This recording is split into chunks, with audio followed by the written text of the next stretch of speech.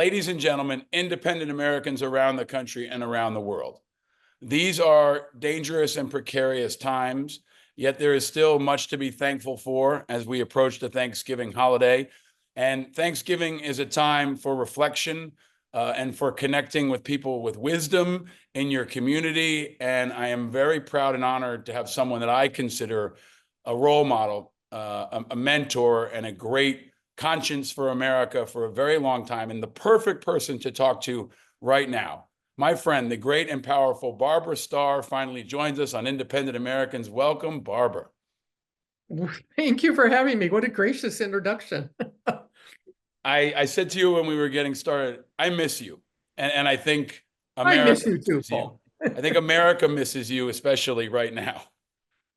Well, that's very kind, but I'm very blessed to have been a reporter, a paid journalist, doing some kind of work since the day I left college. It was time to move on to other things, and I've had a lot of fun over the last 18 months to 2 years. Well, you've done such great reporting and provided so much insight for so long, but I just want to start by making sure everyone knows how much you do below the radar and how we've really gotten to know each other is so much of the charitable work you've done and just the connection and the listening. And I will always be grateful for almost every Memorial Day. When a lot of folks had moved on, you would be set up with your crew at Section 60 in Arlington, hearing stories and not just on camera, but being a part of witnessing that and helping America witness that. And I think it's just a testament to your character and your leadership, and your commitment to the work that you do, but also to sharing the stories of so many that are so important. So I want to start by thanking you for always doing that and for all that you've done that people didn't see on TV. Well, thank you for remembering. The years go by quicker than we all like to think. And the page turns, young people come up in the military ranks, which is a good thing. But you don't want to forget what has gone before. I want to get into all of it because you are still among the most respected people, I think, inside the building, the Pentagon. You know what's happening there. You understand so much of the history and the culture. But just to kind of ground us, I always ask everybody the same question, Barbara. Where are you and how are you? Well, I'm about 5 miles from the Pentagon in Northern Virginia. I'm terrific. But make no mistake, as a tax-paying American citizen, albeit with years of experience covering the U.S. military, nonetheless, my first title these days is American citizen. I'm proud of that. My parents both immigrated to this country. My sister and I are first generation Americans. Proud of that. Doesn't mean I'm not concerned. I am concerned, always concerned about democracy, long before this latest iteration, and long concerned that everybody understands what the US military does and sacred, how sacred that is and how essential it is to American democracy. Boy, do we need to talk to you right now, Barbara, especially folks maybe of a younger generation that didn't grow up watching you like I did and didn't count on you, especially during, the early days of the Iraq War and the Afghanistan War, when you were so deeply committed to covering those stories and helping unpack it. Let me ask you maybe a top line strategic question. In my view, none of this is normal. And in my view, much of it is unacceptable and not all of it is inevitable. But can you kind of set the stage as someone who's focused on this for decades? How unusual is this environment that the Pentagon in particular is facing right now? So I think we're talking about a couple of headline grabbing items here, which are very illustrative of what's going on. So one is the notion that the president-elect himself has said he would come into office and work to fire and replace many of the senior officers. He is also talking about using the active duty military, not the National Guard activated by the governors, but the active duty federal, if you will, U.S. military to engage in mass deportation. These are two fundamental shifts. Groundbreaking really isn't the word I'm looking for, but they're breaking the glass here if they engage in both of these activities. And I think it's something that perhaps needs a lot more light shown on it. Because I think the strong, you say not normal. I think the strongest argument to bring to the table is the rule of law and law and order. In other words, the federal laws, the military regulations, the Uniform Code of Military Justice. There are things in place that make nothing inevitable. Nothing is inevitable. There are things that will govern and shape what the president-elect wants to do, unless he wants to suspend the laws and the Uniform Code of Military Justice. So I think that's a starting point for a discussion. What is out there that could frame and shape this debate? Because if it goes forward, it is a generational change in what the U.S. military is and what it does. Whether people understand that or not, I'm not sure the majority of Americans do, and perhaps there's no reason for them to, because this nation has always been able to rely on the military to be there when the call comes. Mhm. Now, it could be very different. So in your new chapter, you're teaching now at the Annenberg School at USC as a senior fellow, which I think is so important because I think we need your teaching and your wisdom and your perspective. I want to ask you, Barbara, to talk about what I think is maybe most unprecedented is Trump is essentially waging a political war on the Pentagon, right? I think that we could break down the individual components. Definitely this threat of a purge, the threat of using active duty troops and federal troops on U.S. soil, nominating someone like Pete Hegseth, who I think is most controversial and unacceptable because he is so overtly political, a culture warrior who's going in there to kind of impose this cultural reform that Trump wants to enact. But can you walk us back? I mean, is there a historical precedent, or is there a time in recent history where a president was so overtly attacking politically the maybe the most essential institution we have in America? Not that I can think of. In fact, I think it's been exactly the opposite. I'm going to go start, back in the reaches of not so distant history. Harry Truman opening the U.S. military to integration. It came slow, but it was there. It was put into law. We're now coming up on the 20th anniversary, I think, of allowing women to serve in all roles, including combat roles.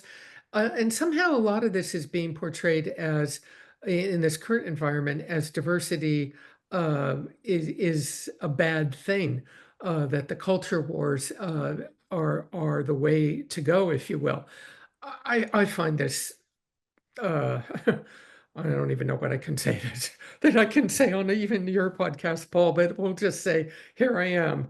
I find it incredibly remarkable and quite concerning, because what this country always needs is for all Americans to participate in the national security of the country, however they choose to participate, whether they're a first responder with a fire department or a police department ready to go if there's a terror attack, whether they are the customs and border agents protecting the border, whether they are National Guard serving in their communities or the active duty military. You need that cross section. You need to have everyone in America aware and ready to participate fully and with full democratic ideals in the protection of this country. And why do I say that? President Trump has talked repeatedly about no wars, and there were no wars under his first administration. Well, God willing, there will be no more wars. But good luck with that, because you and I both know you wake up on the morning of September 11th, 2001, you get ready to go to work, you think it's another day, and suddenly the world changes. And that is what we have seen actually impact our national security throughout history. It's Mhm. the unexpected, and you have to be ready to deal with that. You have to hope it never comes, but you have to be ready to deal with that on a moment's notice. So that means you need the leaders who are not worrying about the culture wars every day, but are worrying about the troops and worrying about all the troops. Yeah, I mean, technically, we haven't had a war in a long time. I mean, but we've had plenty of combat and plenty of military engagements. I mean, I've been saying this repeatedly, anybody who says there's not combat or war going on, that's a kind of a use of terms. I mean, there were, airstrikes, U.S. airstrikes in Syrian locations just last week, right? U.S. troops are continuing to get injured. We're engaging with the Houthis. There's military operations happening. We may not call it war, but it goes But on. it And is combat. right. It is combat, right? And I wonder, as we think about this attack on the Pentagon, I try to reach for like a historical precedent. And I don't know if maybe when Clinton decided to compromise with don't ask, don't tell, or maybe when Trump imposed the trans ban, if there's actually been a rollback, right? The military has kind of been on the front lines of progress and moving forward and integration on race and gender and so many other areas. This is really, it feels unprecedented because we're going backward, especially in comparison to so many Western countries where, look at the Israelis or the Ukrainians or any other of our allies that have women in combat roles across the board and even a part of their conscription service. So I was wondering if you could talk specifically, the culture of the Pentagon, which is so unique. These are early days, but I'm talking to folks who work inside who are concerned about being targeted, who are concerned about being fired. And my father once said that, the military is kind of like cops and firefighters without a union. If they get fired, they don't have a job, right? If there's court martials and they take away their retirement benefits, there's a real question of livelihood. But there's also a question of being politically targeted, having your name thrown up by Tucker Carlson because you changed the names of bases or were involved in diversity initiative. That's happened before and can happen again. But can you talk about how you feel or the Pentagon is reacting right now to these looming threats? What's the mood? What's the morale? How do you describe how, I know it's a very diverse place, but what's it like inside the building right now, given your read of it? So interesting you ask me this because just yesterday I was driving along in my car and my, phone rings and I answer, and it's a longtime friend uh, with that Pentagon affiliation, and I'll just leave it at that, who was saying, I'm worried, I'm scared. What do I do? How do I talk to people? I'm not going to talk on the phone anymore. I'm only going to talk over some encrypted service. How do you handle it? I think people are in the face of a looming crisis, potentially, it might not be surprising. Some people are saying, oh, I just can't deal with it. I'll wait and see what comes. I can't believe this is ever going to happen. And some people are like the person that called me who said, I'm making plans. I'm worried. I'm trying to be ready for whatever may come. Because I think the bottom line, I want to go back a minute. The bottom line difference here is, will this administration ignore and try to circumvent laws and regulations? You and I both know. So the US military follows and has an legal obligation to only follow legal orders essentially issued by the commander in chief. And some of the examples you cited, we may not like them. Segregation, nobody in retrospect liked, but it was the law at the time. Don't ask, don't tell, all of these other things, the trans ban.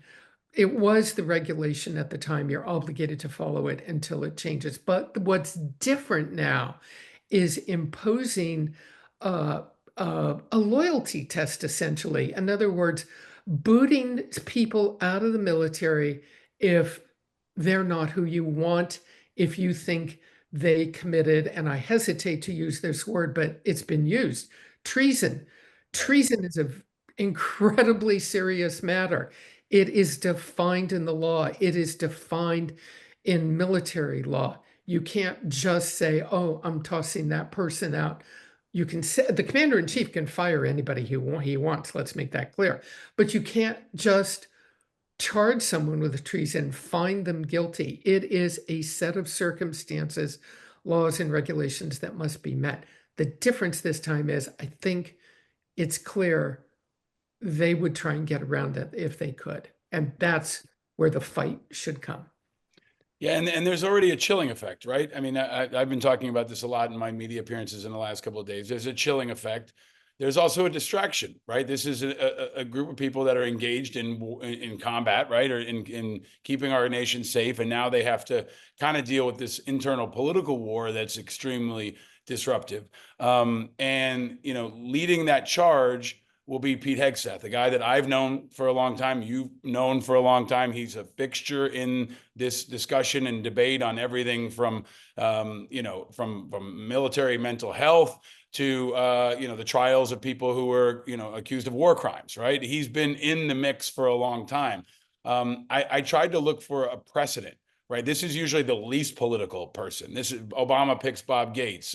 It's someone that you look to bring together around. But now we've got the opposite. We've got a really, in my view, extreme political bomb thrower who has overt religious views and says he wants to pull women out of combat units. He said that while we've got women forward engaged. Can you evaluate him in as much as you're able to in candor, but also maybe relative to previous nominees? Because I think that he especially is maybe in a world of very political and unusual nominees, he's kind of maybe the most radioactive because of the spot they're putting him in. But how do you see it?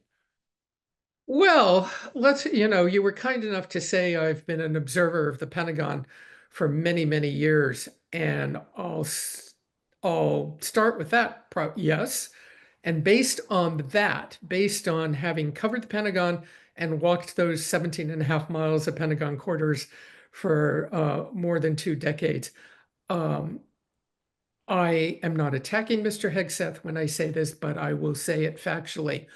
I don't think he has a clue what's coming at him in the Pentagon. And when I say that, I mean, does he fully understand literally what the Secretary of Defense does minute by minute, day by day? I don't think you can possibly understand that till you sit in that chair. These secretaries, especially the Secretary of Defense, I can tell you for a fact, they are scheduled in 15-minute intervals in their lives.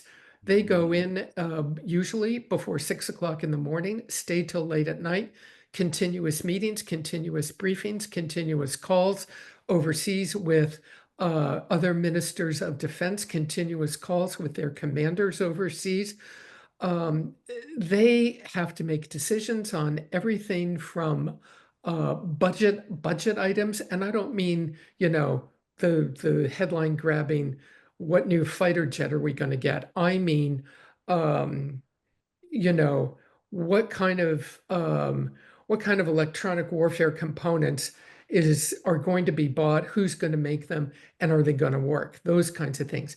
The taking briefings on highly technical subjects, let alone the nation's nuclear weapons, let alone the political environment, constantly getting intelligence briefings, constantly getting updates on diplomatic relations from the State Department. You're going to be Pete Hegseth is going to be very busy with the day-to-day, minute by minute. And as I say, nobody should take that as me attacking him. But until you sit in that chair, I recall a Secretary of Defense in the past talking to me saying that he would wake up at night thinking his classified telephone in the bedroom was ringing because he would just hear the ring in his head because it rang Mm, all the time, but it wasn't ringing. He mm, would wake up in the middle of the night thinking he had to leap out of bed because the phone was ringing. mm. Um, that's the world he's going to live in, and that's the world he's going to have to manage and manage the troops. Um, making nothing will capture the American attention faster than if they believe the troops are not being looked after. Let's go back to the Iraq War when Mm. wounded troops were not being looked after properly. If an army moves on its stomach and its boots, if they don't have the right things, that's what's going to capture the American attention. Yeah, I mean it's also fraught with challenges as he proclaims to want to rip apart an organization that he's running. And we saw this in the first Trump administration. VA was maybe the best example of where they're trying to rip an organization down and arguably reform it, but while it's continuing to serve at a very high level of demand, right? You still Because got while you're trying to rip it down, yeah. 3 a.m. phone call can come. Yeah, it's not building the plane while you fly it, it's rebuilding the plane while it's flying, right? It's a totally different thing. Can I ask you, Barbara, you've watched this so closely. Do you think he's going to get through? I mean, it's 2 more months until possible hearings, unless they do a recess appointment. There are now allegations that he, or there's reporting that he paid a woman for an incident that may have been sexual harassment. There's this narrative, right, that he's a battered candidate. He's got ethical issues, and we're asking this person to be the moral leader of 2.7 million people, to include, a huge percentage of women. Do you think he's going to get through? I look at all these nominees just a little bit differently. You and I both know uh, it's the cost of doing business. How high a price is the president-elect willing to pay? He getting what is get Here we are talking about what does actually getting through mean? Mhm. If there's Senate confirmation hearings, but and he has not voted an approval, then on all of them, will President Trump decide that the price is worth it and he's going to make that recess appointment? And then how damaged, if you will he be as a Secretary of Defense? The people in charge, both civilian and uniform especially, will show appropriate public respect and deference. I have no doubt of that if he gets Mhm. into the job. But the question is, of course, where do they go? Where do they go from there? Because the Pentagon is one of the most politically attuned organizations in this country. And I mean that small p, not Republican, not Democrat, Mhm. but the political radar in the Pentagon, bar none. I would put them up against the intelligence community any day of the week for knowing what's going on in Washington. And I'm pretty sure the Pentagon would win.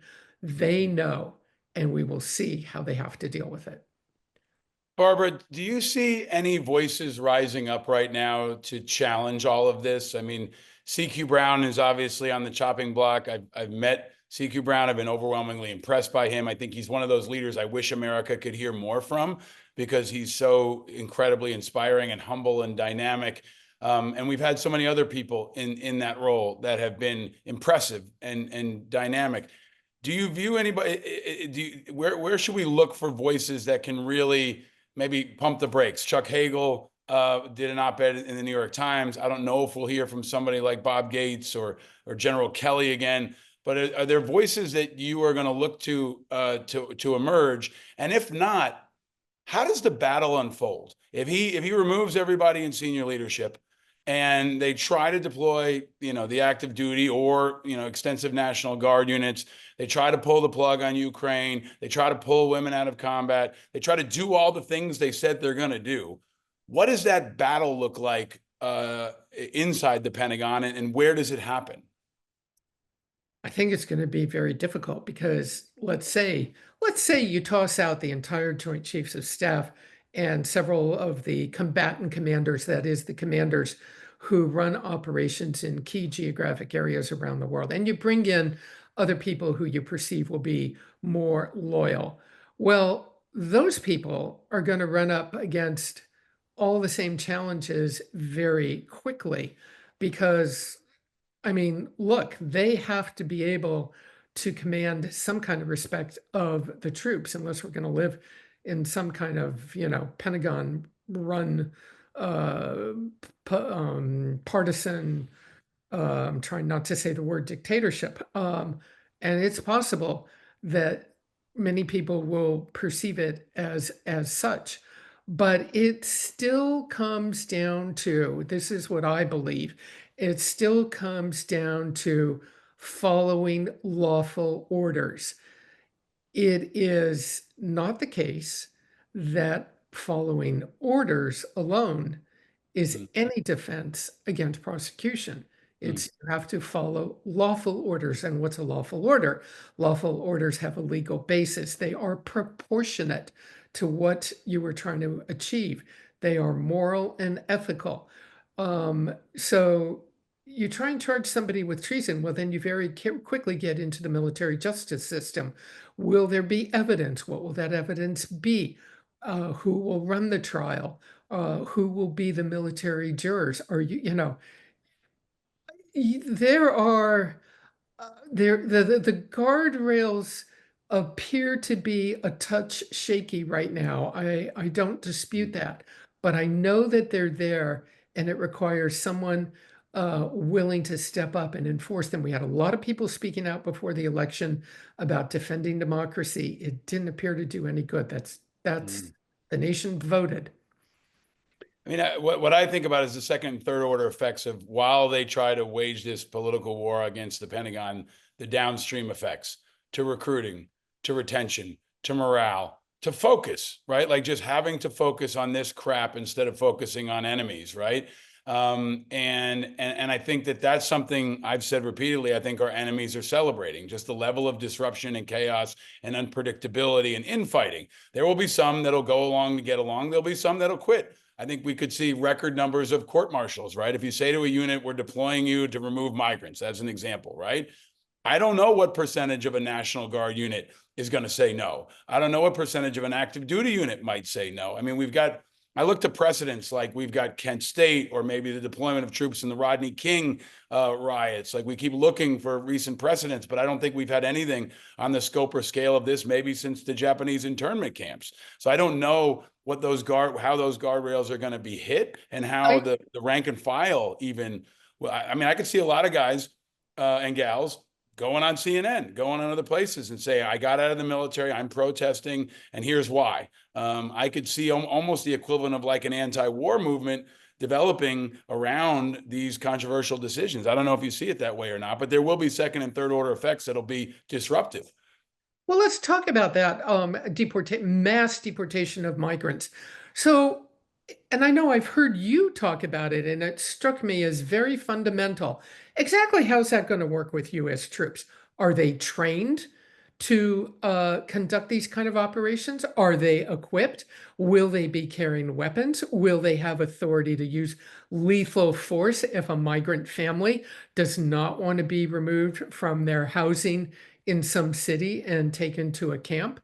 Um, what will the risk be there? How will this work? What units will be deployed? And how exactly are you going to backfill those units? So let's say you pick um, some sort of combat capable unit from somewhere. Well, that means they're not available for rotation in a crisis. So who's going to fill that? And where are American US troops exactly trained to do this kind of task? I don't think we even understand exactly what the task is. Are they going to run the camps? Are they going to provide food, shelter, medical care? Yeah, Are yeah, they going yeah. to engage in These are legal? the questions, right? I mean, I'm trained. I was trained initially when I enlisted as a military police soldier, right? Did checkpoints, did jailing, did arrests, did all that crowd control, right?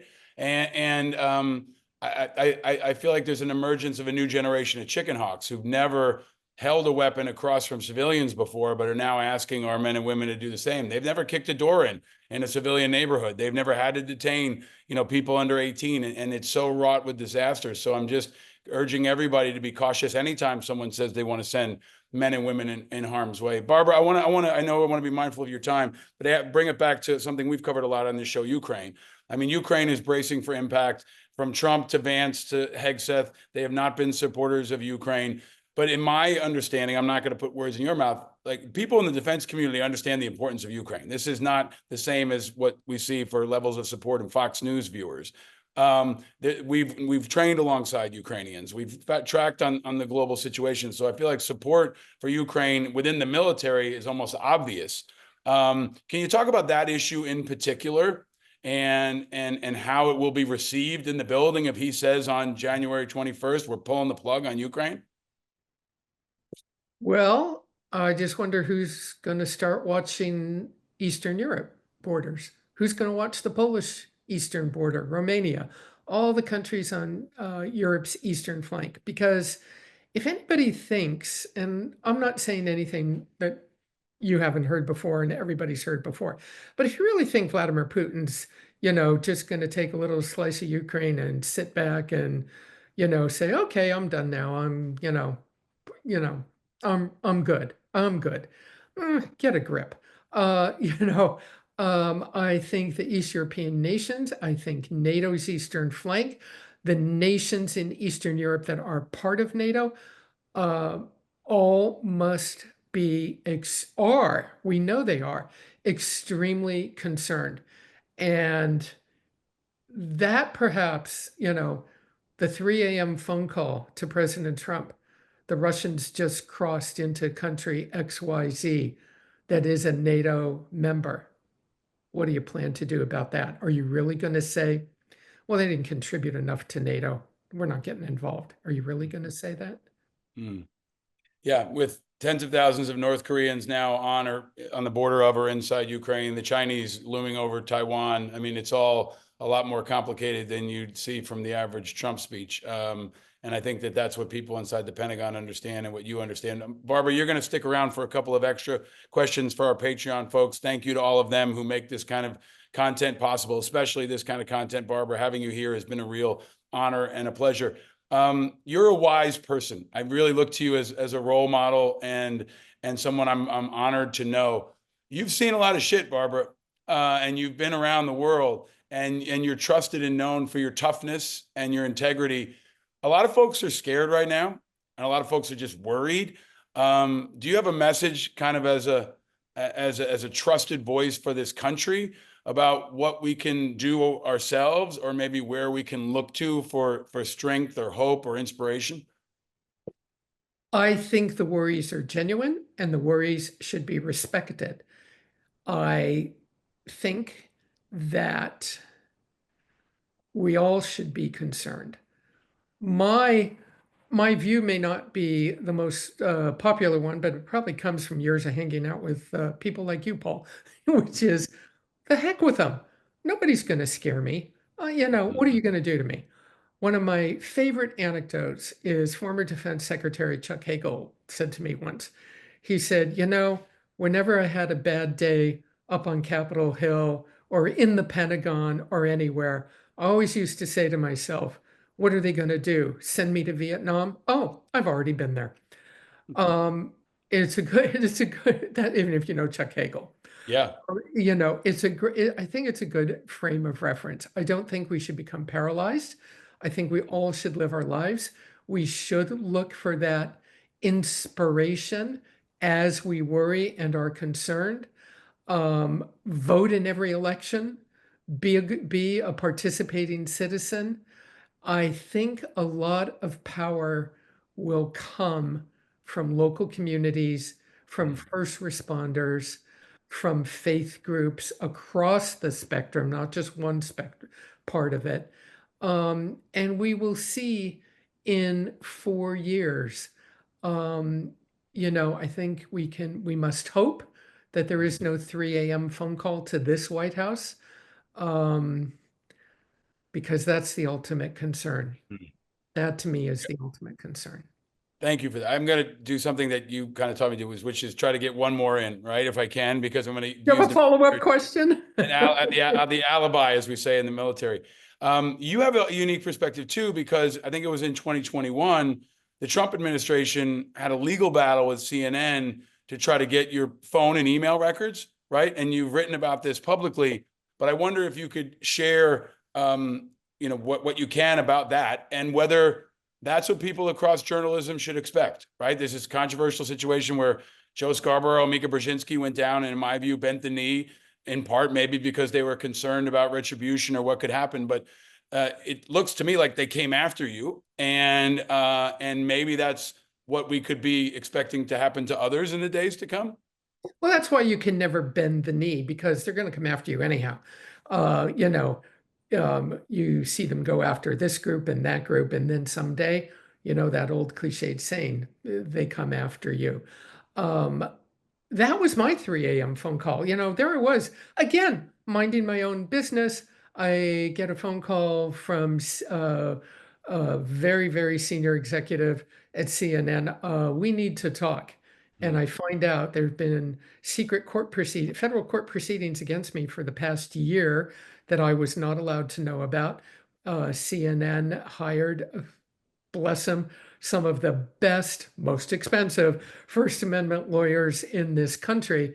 Uh, for my protection and the protection, really, I always say it was my turn, but it really was something against all of the press corps, and especially my family in the Pentagon press corps. Their support was tremendous. Um, yes, yes, yes, they will come after the press corps. They've done it in the past. There are many reporters who have had legal proceedings to try and get their personal information to find out who they talk to and who they call. And my answer to that is, well, have you guys ever heard of face-to-face communications? Standing somewhere, talking to a person face to face. Good luck to you. Good luck to you. We must have the legal protections for reporters to be able to talk to whoever they want to talk to without the threat of retribution from federal or state or any kind of law enforcement. And what I have also said about that, I'm lucky, other major news organizations are lucky to be able to afford the legal defenses. But what about the local small town newspaper in this country, which has the local sheriff come after them because somebody in the town isn't happy with something they wrote and they don't have the resources? And even the blogs and the podcasts, and everybody's, debating whether they're real media or not. Doesn't matter to me. If somebody is talking about the news, they should have a level of protection. Mm. Well, America has a level of protection because of you. And I'm so honored to know you. You're a true patriot. You're one of the toughest people I've ever met, and you truly are a role You're very model. kind, Paul. I know, but it's deserved. I mean, there's only I think we all, I'm just going to say as we wrap up, yeah. refuse to submit. We're Americans. There's a Constitution, there's a Declaration of Independence, there's the Bill of Rights. I'm not, I don't think any of us should submit to any political environment. And I'm very careful about that. Political, I didn't say legal, I didn't say government, political environment Mm. that we're not happy with. The heck.